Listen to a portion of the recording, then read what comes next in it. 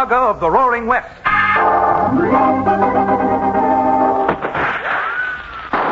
Frontier Town. El Paso, Cheyenne, Calgary, Tombstone. Frontier Town.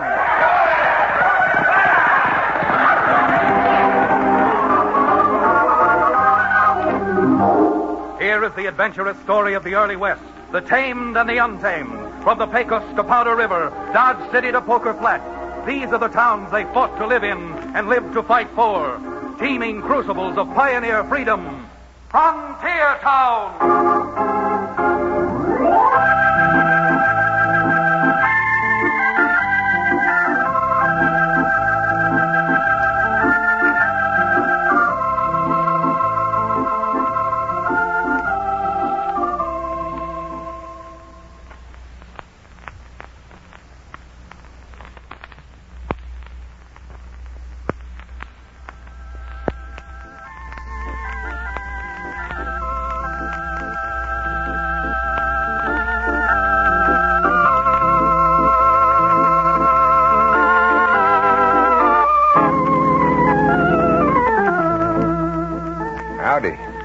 I imagine everyone's heard of the Texas Rangers, but I wonder how many of you folks ever heard the story of the Jailbird Rangers, the very start of what became the Rangers in my state. I come from Dos Rios, just north and west of Texas, and I'm the town's only lawyer. My handle, Chad Remington. And if you want to know why I feel qualified to tell you about the Jailbird Rangers, well, I guess it's because on 2 occasions they almost cost me my life. You see, not too long ago, our entire state suddenly burst wide open with every kind of thievery and knavery in the book. Rustling, bank robberies, coach holdups, and just plain and simple murder. First, the big bank in Alamo City was raided.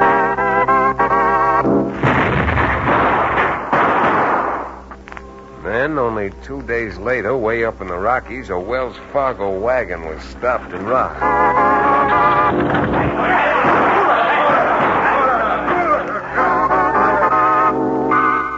Not 8 hours after that, down in the Rimrock country in the south part of the state, a trail herd of almost 2,000 head of fine cattle was raided and successfully rustled.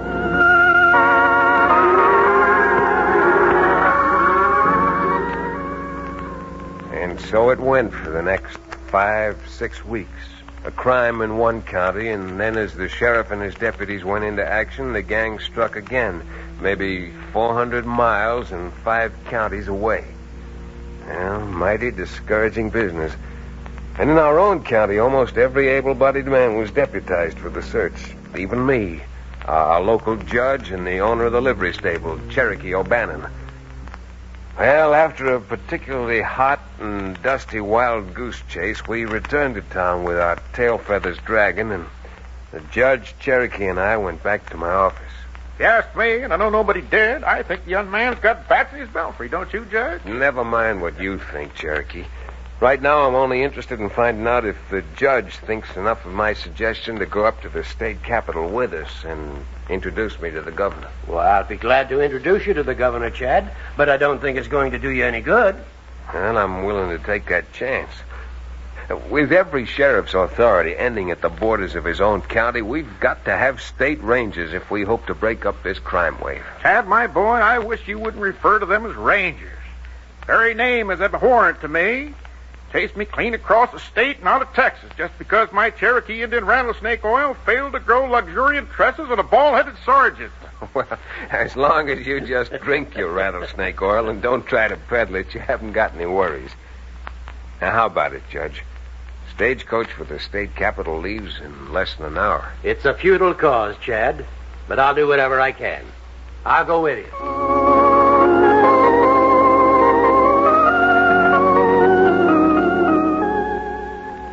If Cherokee and I had gone alone, we never would have gotten in to see the governor.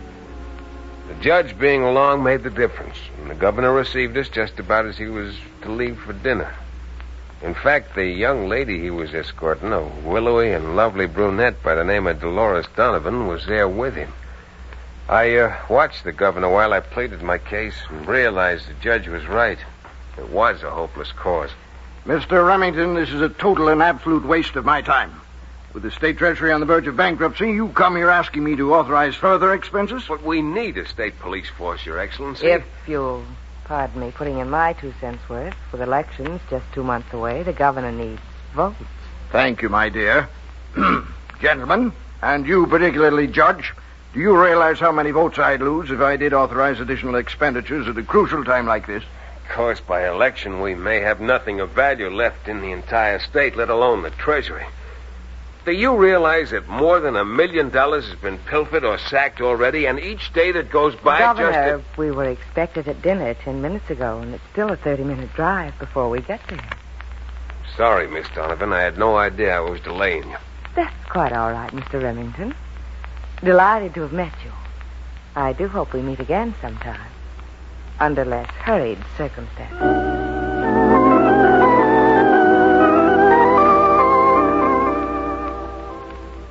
Pushed out verbally, that's what we were. Pushed right out. Oh, forget it, Cherokee. We tried. I had no idea Miss Donovan had such an influence with the governor.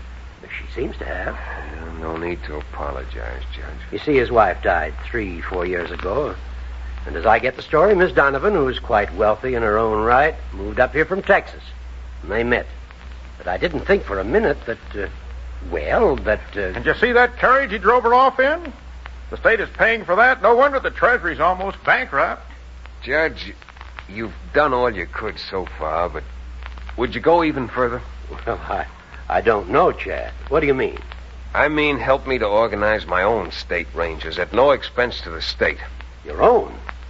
Where could you get the men and the authority? And the authority, well, I'll assume that. Huh? The men I want, you'd have to help me get. What men, Chad? Convicts. Men who are now in the state penitentiary. Convicts? Oh, now, look, don't jump down my throat till What? I'm through. Remember first who most of the law officers suspect of heading up this gang of criminals we're after. You mean Bix Frybeck? I sure do mean Bix Frybeck, because I think we inherited him from Texas, where the Rangers down there ran him and his gang out a short while ago. But what in the name of Tomcats has Frybeck got to do with these convicts you're talking about, Chad? Well, 3 or 4 of them came from Texas. Undoubtedly know Frybeck, or at worst are known to him. Yes? Now, most men serving time in prison would give anything to get out. And if you could get a hand-picked few paroled to me, I think they could lead us to Frybeck in short order. And since they say it takes a crook to catch a crook, everyone would profit. You realize, of course, what would happen if the governor learned of it. He'd throw you into jail along with them. If he finds out before we catch Frybeck. After, well, I think he'll be taking bows all over the place for cleaning up the state. Chad, my friend, all this is just dreaming. How can you get a dozen men out of prison? It's not a dozen. At most, I'll need 6. And since the warden happens to be the judge's former law partner... Chad, Oh, what's the use of arguing with you? You'll just keep on until I do it anyway. Give me the names of the men you want. If Warden Stribling is the same man I started with in law school, I think you'll have your Jailbird Rangers before long.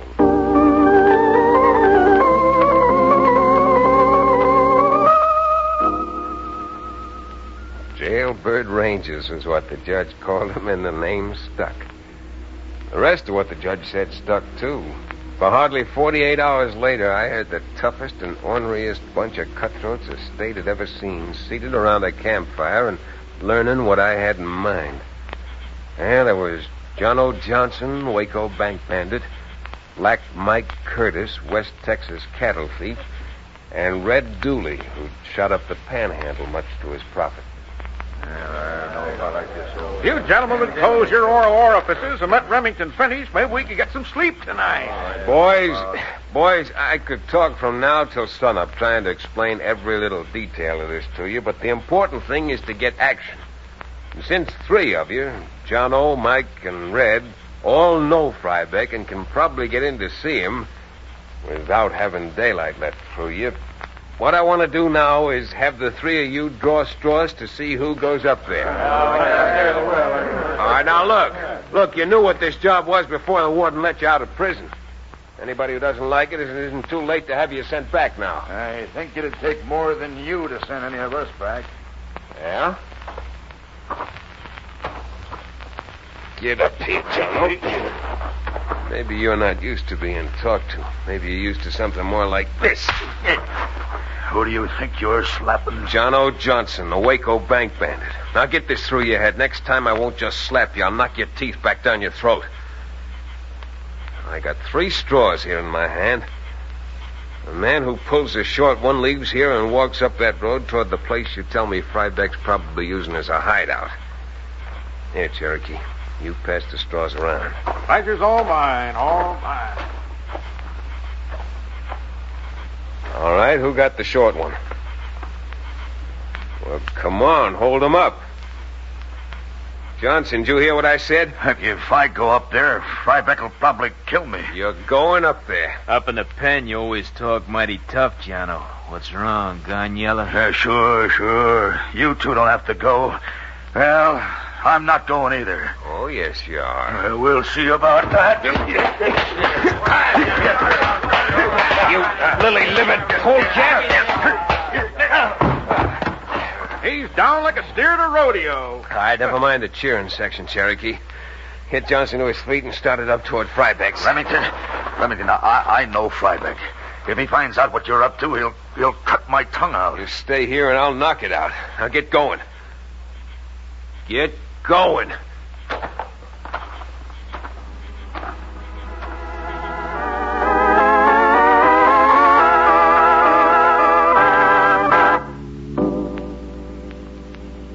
Johnson disappeared into the shadows. Just as the night swallowed him up, I saw him stop and look back, hoping no one was watching, hoping he could get away. I reached for my rifle and raised it to my shoulder. Johnson turned and shuffled ahead. Then the waiting started. There wasn't a sound, a human sound. Even Cherokee couldn't bring himself to talk. The minutes ticked off, and then the hours started to vanish into the place where time and good intentions go. Mike Curtis and Dooley, as hardened and as black-hearted as they were, sat almost motionless, their backs to 2 trees. I still don't know how much time had dragged by, but sooner or later we heard the unmistakable sounds of a horse approaching. I motioned to Cherokee and the 2 others. They got up and crowded around me. The only thought that made any sense was that it was John O. Johnson on his way back with a horse he'd either borrowed or stolen from Dix Frybeck. There's no question that it was just one horse, nothing to be afraid of. We just stood there, almost motionless, as the horse and rider came closer. Then suddenly the horse was almost on top of us, and as the rider could make us out in the dark, he swerved and before raking his horse again, dropped something large and heavy at our feet. Billy Blue Blazes, Chad, what is that? That's what I'd like to know.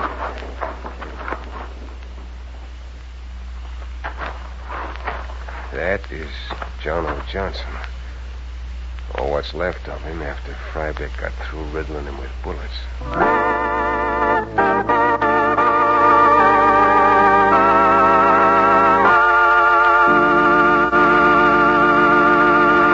We'll return to the second act of Jailbird Rangers, our exciting frontier town adventure, in just a few moments.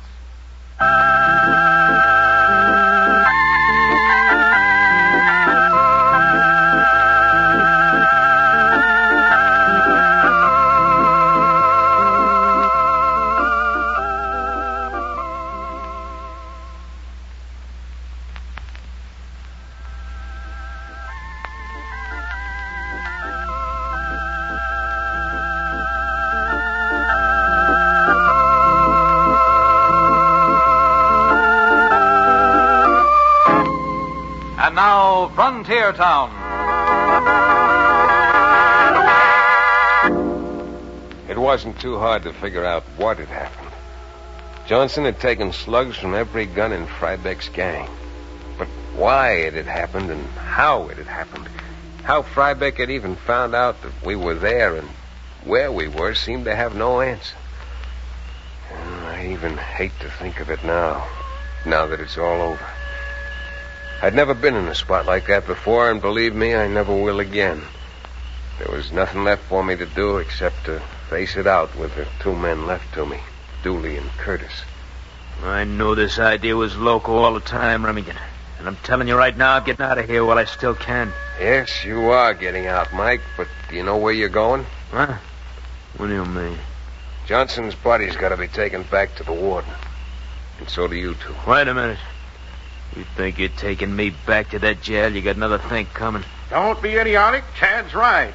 Besides, it's for your own protection. I got all the protection I want. I'm out and I'm free. Well, you won't be out long if Freibeck finds you. Oh, Mike, don't you see? With Johnson dead, everybody and his brother will soon find out you and Dooley are out of the pen, and then... Chad, he's grabbing for your rifle. You hog-brained imbecile. Let go of that Cherokee, the other one. Don't let him get away. Till I ever get away. Confound you, you unintelligent rowdy. Do I have to just bust you into pieces? Well, for a moment there, O'Brien, I thought our numbers had come up. Hey, you did a nice job on Dooley. You know something, Chad? Now I really need a drink, to be frank about it. Yeah, but right now you're not getting one. Because we've got to tie up these two and start hauling them back to jail before we're caught with two escaped convicts.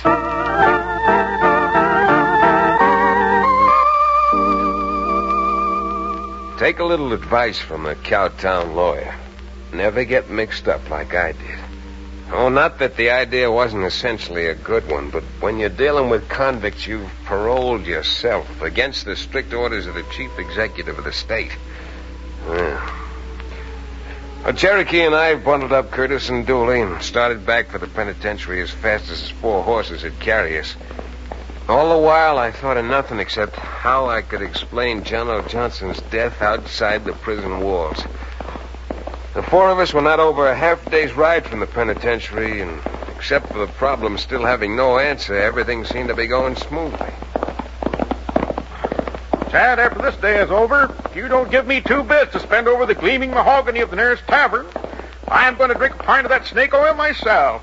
The very thought of it makes me shudder. It's too bad you got a remedy for snake poisoning instead of lead poisoning. Because before this day is over, we may be... Uh-oh. And what's this coming? Seems to be a party of horsemen. About 10 of them. Yeah, it sure does. One of them seems to... Cherokee, duck. Hey, what's the idea? Who do you think you're shooting at? You make one move and you'll never know. Slow down, boys. Yeah, that's them all right. Tom, go get their guns. Just a minute. There must be some mistake. Who do you think we are? Well, I'm not too sure about you two, but the two with you with their hands tied up are known as numbers 23476 and 35108, formerly Mike Curtis and Red Dooley. And I've got an idea that starting today, all 4 of you are going to be wearing numbers. Come on.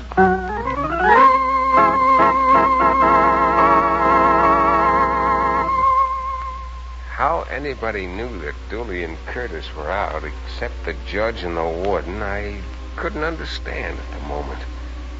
But I was to find out, all right. Find out the hard way. Well, with 10 guns pointed at our backs, they had no trouble herding Cherokee and me into those little waiting rooms they call cells. I hate to be derogatory, my boy, but seems to me that your idea kind of backfired. Backfired right through John O. Johnson to start with. Now we're in it up to our necks. Please, when you're a resident of a calaboose, as we are, it's the height of impropriety to speak about necks. What are we going to do, Chad? I've sent for the judge. You don't think he's going to be able to get us out of this one? Might help.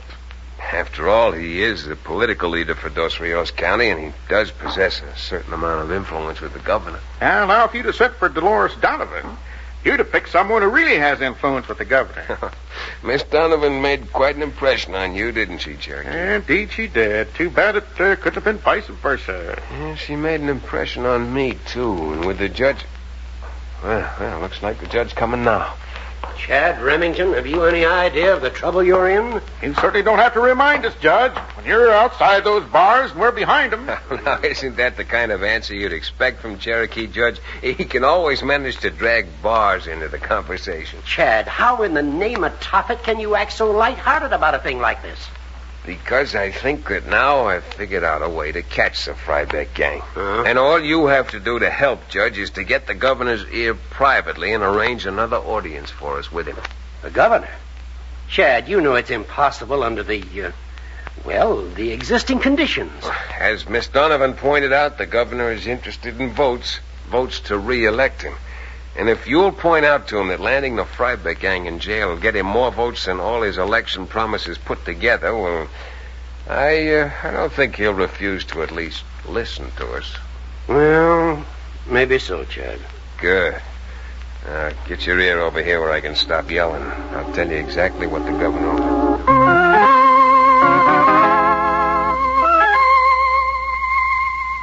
Mr. Remington, so far you haven't told the governor anything at all to make him believe you know how to or where to round up the Frybeck gang. You're perfectly right, my dear. In your present position, Mr. Remington, your promises don't mean a thing. Oh, Governor, I can't blame you at all for your attitude, but if I might have a moment with you alone, I'll be only too happy to tell you what I have in mind.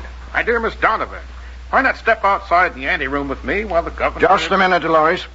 Anything Remington has to say to me, he can certainly say in front of you.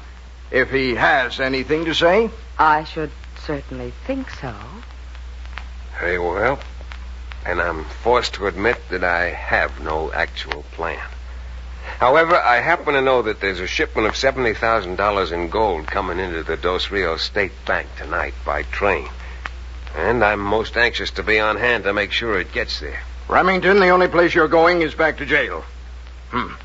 You got more nerve than anyone I've ever encountered. Don't you think so, Dolores? Really, I don't think I should interfere in your business. And as a matter of fact, if you'll pardon me, I believe I'll go back to my hotel. But Dolores... I'll talk to you in the morning. Good night, gentlemen. Well, what do you know? You were right, Chad. She actually took the bait. Oh, now do you believe me, Governor? She can't wait to get to Frybeck and tell him about that $70,000 gold shipment. So that's why she played up to me. Just to find out what was...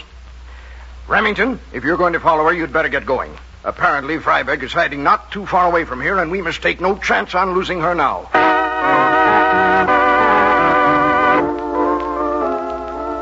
Bix, I know what I heard. 70,000. This will be a real cleanup. Biggest we pulled yet, if it works. Oh, of course it'll work. And with that much in our hands, we can be on our way. Just the two of us. Where I don't have to listen to that stuffed shirt of a governor again. Look, I'll have to get the boys together. You duck out of here. Go back to your room. Pack up. And once you hear we got the gold, check out, meet me at the cabin.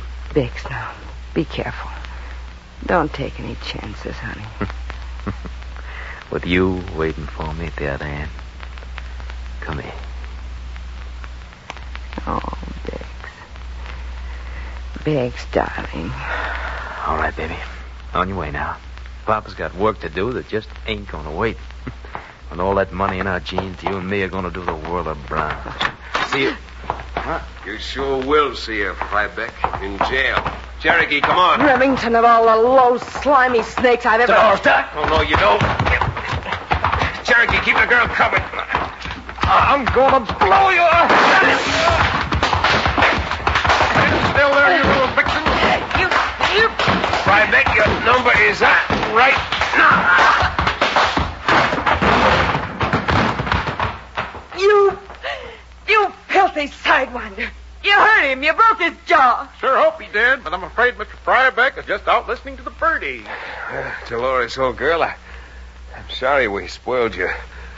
Well, to be polite, let's call it your elopement. But you may get out about 10 years before Frybeck does. If you love him so much, you can just wait for him. You chump. Of course, I'll be glad to call on visiting days and bring you posies, Dolores, my darling. Good idea, Cherokee. Since they missed that bank shipment, maybe you can send her bunches of goldenrod. And from you and me, personally, I think some forget-me-nots. All right, come on, Dolores. Let's be heading for jail.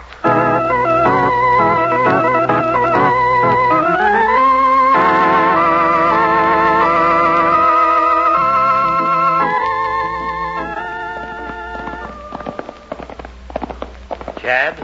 I think you were very wise in seeing that Miss Donovan's story didn't get to the papers. Well, I didn't see where it'd serve any public purpose now that the governor's had his eyes open. The warden said that in another few days she'll be shipped back to Texas on extradition papers. Won't someone have to be sent back with Miss Donovan? You know, sort of guard her?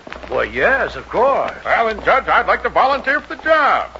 I feel it's my duty as a public-spirited citizen. So that's a job you'd certainly love, hey, Cherokee? You're walking right into the arms of the sergeant of the Texas Rangers who's been looking for you the last 5 years? Why, certainly, as a public-spirited Texas Ranger. Time I open my mouth, I put my foot in it. Which I might point out is a lot healthier for you in the long run than what you generally put in your mouth. And the way you talk, the judge might likely imagine I'm addicted to liquor. Oh, far from it. The only time I've known you to take a drink is when you were suffering. See there? And what do I suffer from, Chad? The only thing you've ever suffered from, Cherokee. Thirst.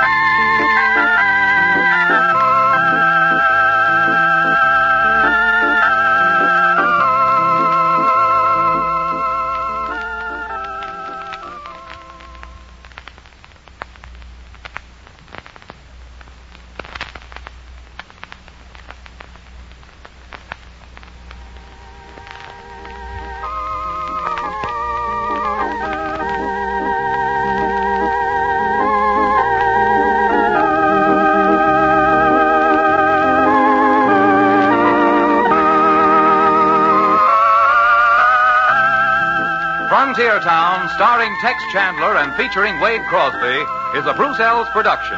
Story and direction by Paul Franklin. Music written and played by Ivan Ditmars.